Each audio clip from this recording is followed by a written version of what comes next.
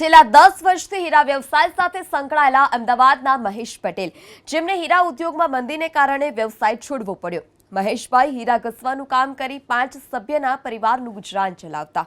જોકે હવે હીરા ઉદ્યોગમાં આવેલી મંદીને કારણે પ્રતિ મહિને માત્ર 10,000 રૂપિયાનું કામ થઈ રહ્યું છે, જેને કારણે મહેશભાઈને પરિવારનું ગુજરાન ચલાવવું મુશ્કેલ બન્યું છે। ત્યારે હીરાનો વ્યવસાય છોડવા તેઓ મજબૂર બન્યા અને હવે મહેશભાઈ ફ્લેક્સ બેનરનું કામ કરી રહ્યા છે। હું છેલ્લા 10 વર્ષથી હીરામાં સંકળાયેલો હતો। ભયંકર મંદી આવવાના કારણે હું 6 મહિનાથી બેનરની અંદર કામ કરું છું। પહેલાં હું 14,000થી 15,000નું કામ કરતો હતો, પછી 10ની અંદર આવી ગયો એટલે મેં મારી ઘરમાં 5 જણા હતા અને હું એકલો જ કમાવાવાળો હતો। તેથી મેં હીરાનો ધંધો છોડીને મેં આ ધંધો પકડી લીધો છે।